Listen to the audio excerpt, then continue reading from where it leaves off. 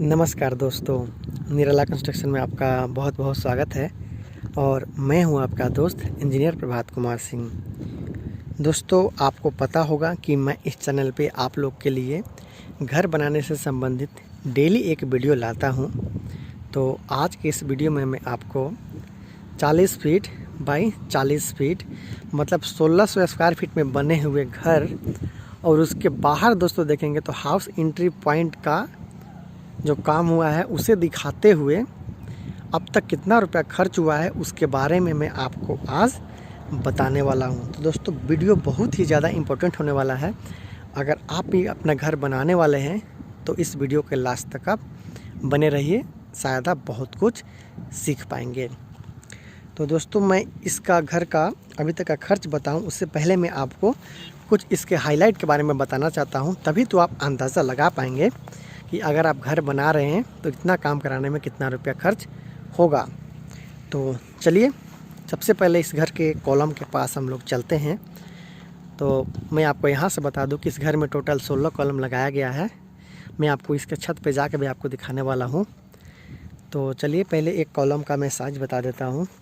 सारा कॉलम का साइज़ वो 9 इंची बाई 9 इंची का रखा गया है। ये देखिए 9 इंची बाई 9 इंची का है दोस्तों, रखा गया है सारा कॉलम का साइज़।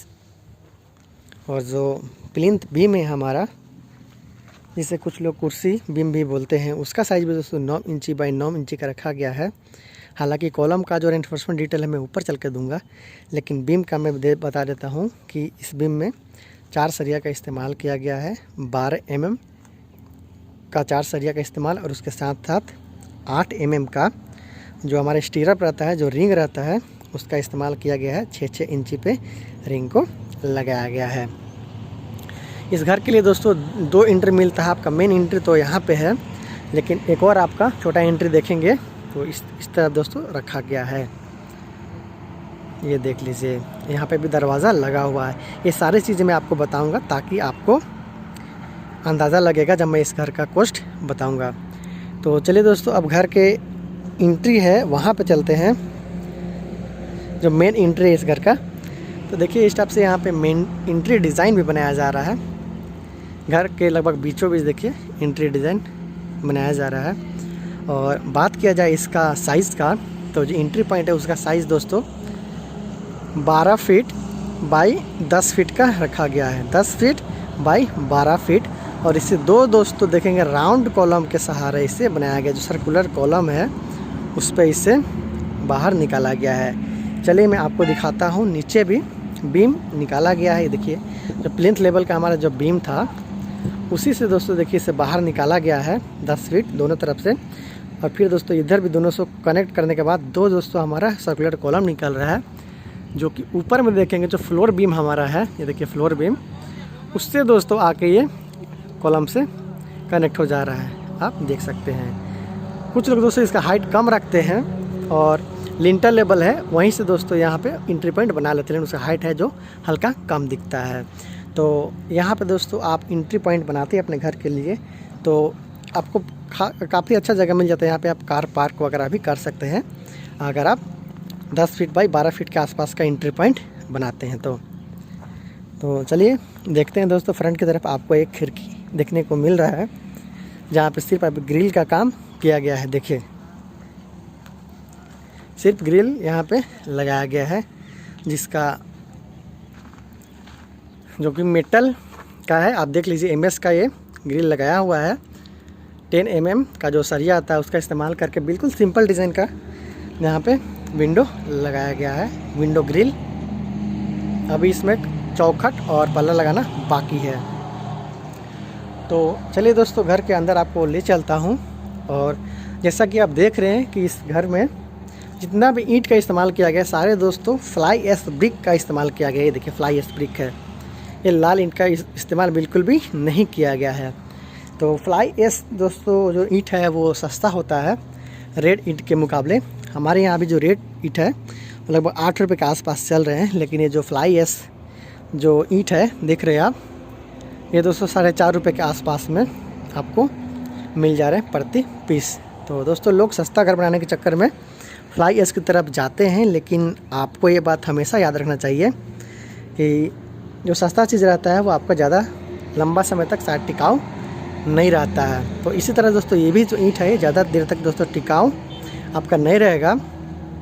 और अगर आप फ्लाई एश ब्रिक से बनवा रहे घर तो जल्दी से जल्दी इसको प्लास्टर कर ले, नहीं तो 1 से 2 बरसात जब ये खाता है तो साइड से देखते होंगे दोस्तों, जब हमेशा भीगा हुआ रहता है तो और कमज़ोर हो जाता है और ये दोस्तों गल के गिरने लगता है।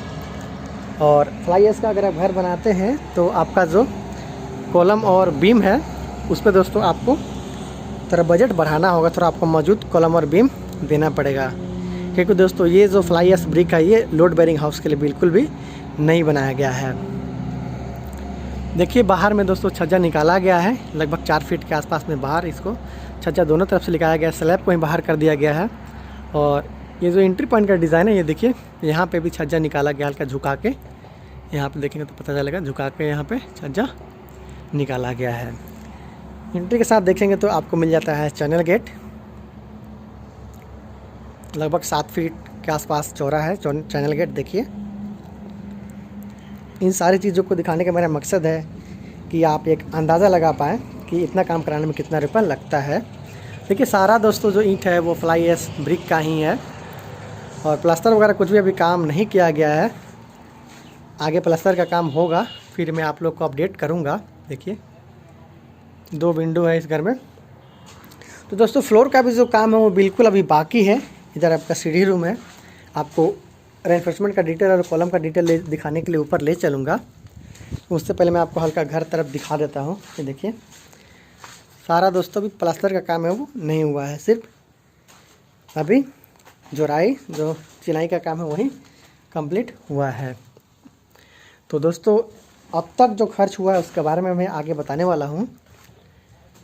तो चलिए चलते हैं दोस्तों छत की तरफ। देखिए सीढ़ी रूम है, यहाँ पे भी अभी देखेंगे आप तो ब्रिक सोलिंग भी नहीं किया गया है। उसके बाद ब्रिक सोलिंग के बाद फ्लोर बनाया जाएगा इस टाइप से। देखिए ये है दोस्तों सीढ़ी एंटी क्लॉकवाइज, जो कि बिल्कुल ही गलत है। अगर आप वास्तु के अनुसार देखें तो आपका सीढ़ी दोस्तों इस टाइप का नहीं जाना चाहिए। आपका जो सीढ़ी है जो जैसे घड़ी घूमता है ना, इस टाइप का होना चाहिए। मतलब यहाँ से दोस्तों आपको दाहिने की तरफ मुड़ना चाहिए लैंडिंग, उसके बाद फिर फ्लाई। यहाँ पे दोस्तों बाएं की तरफ गया हुआ है। देखिए ये जो घड़ी है हमेशा याद रखिए जिधर घड़ी चलता है वैसा ही दोस्तों आपका सीढ़ी भी घूमना चाहिए। मतलब बाएं तरफ से दाहिने की तरफ आपका सीढ़ी हमेशा रहना चाहिए। तो ये छोटे छोटे गलतियाँ हैं जो लोग कर लेते हैं। चलिए दोस्तों ऊपर की तरफ बढ़ते हैं। तो हम लोग अब छत की तरफ आ गए हैं। तो यहाँ पे देख लीजिए लगभग 4.5 इंची मोटा यहाँ पे स्लैब मतलब छत की जो ढलाई है वो किया गया है और इसमें 10 mm का सरिया का इस्तेमाल किया गया है। और अब बात कर लेते हैं दोस्तों कॉलम का। क्योंकि दोस्तों कॉलम और जो बीम है वो आपका जो घर है उसका लागत कॉलम और बीम पे ही ज़्यादा डिपेंड करता है। क्योंकि दोस्तों जो आपका ज़्यादा खर्च होता है वो आपका कॉलम और बीम और स्लैब में ही होता है। तो स्लैब के बारे जानकारी मैं दे दिया हूँ। अब चलते हैं दोस्तों कॉलम की तरफ। तो कॉलम की तरफ देखा जाए दोस्तों तो इस घर में टोटल, चलिए मैं आपको एंट्री पॉइंट से खड़ा होकर दिखाता हूँ ताकि सारे कॉलम को मैं एक बार आपको दिखा पाऊँ। तो यहाँ पे देखिए दोस्तों इस घर में टोटल 16 कॉलम का इस्तेमाल किया गया है। 1 2 3 4 5 6 7 8 9 10 11 12 13 14 15 16 टोटल 16 कॉलम। और उसके साथ साथ 2 कॉलम है जो आपका एंट्री पॉइंट में लगाया गया है। ये देखिए इसका भी दोस्तों जो कॉस्ट लगा है उनको मैं इंक्लूड करके ही आपको बताऊंगा। ये देखिए 2 कॉलम आपका एंट्री पॉइंट जो बाहर था उसमें लगाया गया है। अब बात कर लेते हैं कॉलम का जो रेनफोर्समेंट यूज़ किया उसके बारे में। तो जैसा कि आप देख रहे हैं कि ये जो कॉलम है इसमें प्रत्येक कॉलम में दोस्तों देखेंगे आप तो 4 सरिया इस्तेमाल किया गया है। और ये 4 सरिया का जो साइज़ है दोस्तों ये देखिए प्रत्येक सरिया का जो साइज़ है वो 12 mm का है। आप शायद यहाँ पे भी गौर करेंगे तो आपको पता चलेगा यहाँ पे 12 mm भी लिखा हुआ है। तो तो चलिए दोस्तों, अब हम लोग जान लेते हैं कि इस 40 फीट बाई 40 फीट मतलब 1600 स्क्वायर फीट में बन रहे घर में अब तक कितना रुपया खर्च हुआ है। तो दोस्तों, इस घर में अब तक 6,30,000 रुपया खर्च लग चुका है। जी हाँ दोस्तों, 6,30,000।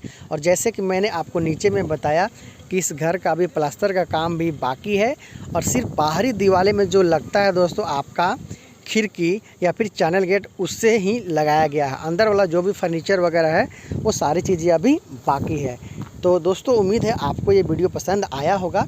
अगर वीडियो पसंद आया है तो प्लीज़ वीडियो को लाइक कर दीजिएगा और ऐसे ही इंटरेस्टिंग वीडियो देखने के लिए, घर बनाने के संबंधित आइडिया के लिए मेरे चैनल को सब्सक्राइब कर लीजिए। फिर मिलेंगे अगले वीडियो में, तब तक के लिए इंजीनियर प्रभात को दीजिए इजाज़त। नमस्कार।